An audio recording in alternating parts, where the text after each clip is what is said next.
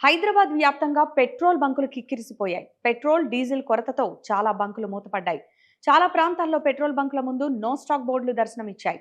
నగర వ్యాప్తంగా 50% పైగా బంకులు మూసివేయడంతో తెరిచి ఉన్న బంకుల వద్దకు వాహనదారులు పోటెత్తారు. ఒకేసారి పెద్ద సంఖ్యలో కార్లు, బైక్లు రావడంతో కొన్ని బంకుల్లో అనుకున్న దానికంటే ముందే స్టాక్ అయిపోయిందని బంక్ యజమానులు చెబుతున్నారు. పెట్రోల్, డీజిల్ దొరకదేమోననే ఆందోళనతో బంకులకు పరుగులు తీస్తున్న వాహనదారులు దొరికిన చోట తమ వాహనాల్లో ట్యాంక్ ఫుల్ చేయించుకోవడంతో పాటు బాటిళ్లలోనూ స్టాక్ పెట్టుకుంటున్నారు.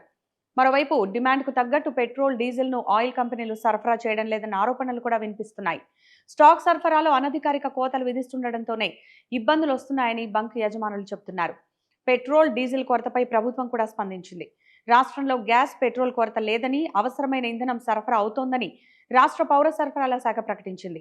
అసత్య ప్రచారాలను నమ్మి ప్రజలు ఆందోళన చెందవద్దని పిలుపునిచ్చింది.